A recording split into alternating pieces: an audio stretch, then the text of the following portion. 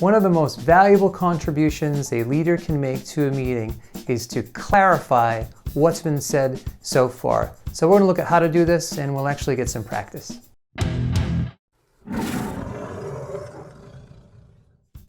I'm Alex Lyon, and I'm here to provide communication tips so that you can increase your impact and lead your teams with more excellence.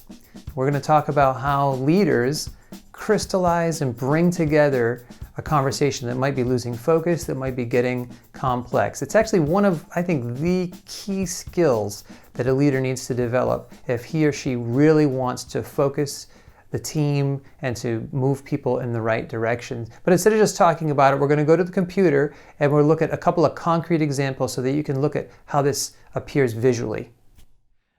Discussions in meetings can sound very random. I've been in many discussions and team problem-solving sessions, and it's really hard sometimes to make sense of exactly what's being said because everybody's talking and they're going in different directions. So I believe it's up to the leader to boil down these discussions at least once per meeting. And what I like to do in this exercise is to use a personal example that you might encounter at home, which is very simple, and then transition to a little bit more complicated example in a workplace setting. So let's say you and your family members are trying to figure out where you want to go on vacation, and you're listening to your spouse and kids, and you're all trying to figure out what everybody's interests are. And out of that discussion, you hear beach, hiking, camping, sunny location, hotel, which is nice but not fancy, lake, biking, relaxing but not hectic context, pool, open spaces. It sounds like, wow, man, we're going in a million different directions. So as the leader, let's say you're listening and you think, okay, I'm going to take the initiative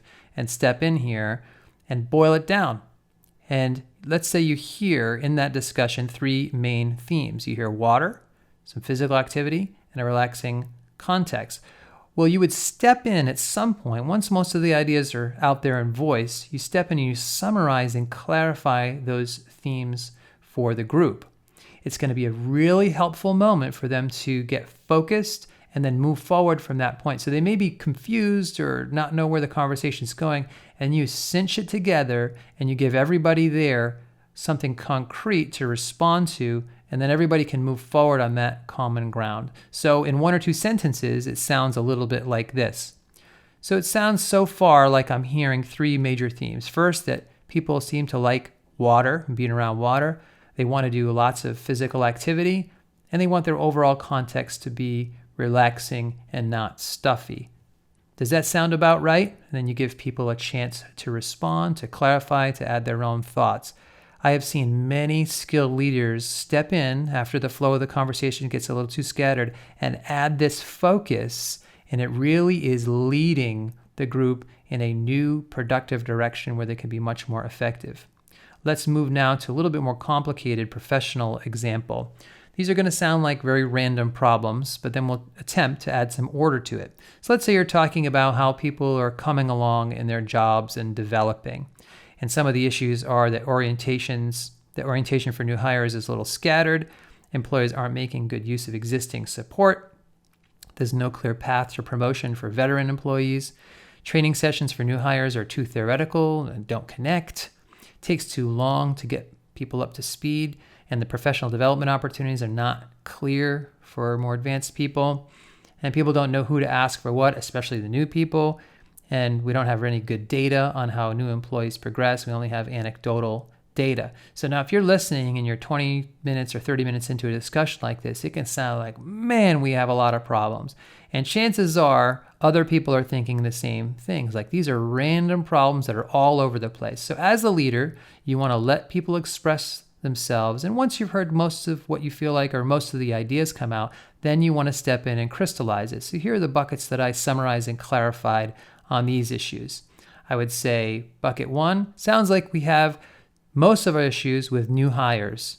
I'm also hearing some issues that people who have been here for a little while are facing that we can work on. And then there are a couple of things that we need to fix for people who have been here for more than a couple of years. And then you might give a couple of examples, but that would be a way to step in and summarize in just a few sentences what you've heard so far. And time again, I've watched leaders step in and facilitate by summarizing and clarifying and really synthesizing the entire discussion, it makes the group incredibly productive that point forward, and a conversation that seemed like it was drifting becomes much more focused and much more productive. So here are some key takeaways. Listen for the themes and crystallize the discussion at least once per meeting for the team. If you're the team leader, it is your job. And by the way, if you're not the team leader, what I like to do is during meetings where I'm not leading, I like to just listen for these themes, and I might just sketch them out in my notes, and I don't necessarily voice them, but I practice the habit. Your buckets don't have to be perfect. There's no one right way to slice and dice everything you're hearing. Pretty much anything that simplifies what's been said will be helpful. And this skill improves with practice, and it'll move your team forward in a much more effective way. At first, this is a skill that it feels very difficult for some people. They're not used to listening this way. They're used to listening as if they were an individual contributor, and they're used to advocating for their own position. But as a leader, you need to step one level above that and listen for the overall flow and overall themes in the discussion. So I recommend you start working on this immediately. So if this is your first time tuning into Communication Coach, I'm so glad you are here. We go over every week communication skills and leadership skills to help people that I call rising leaders, those team leaders, frontline supervisors, frontline managers who are trying to take their teams and their skills to the next level. So if you're interested in content like this, please subscribe. I encourage you to make a comment or post a question below. I'm very good at responding to almost every single comment. And let's start a back and forth conversation about any questions you have or any opinions that you'd like to share. So thanks, God bless, and I hope you get to use the ideas in this video your very next opportunity.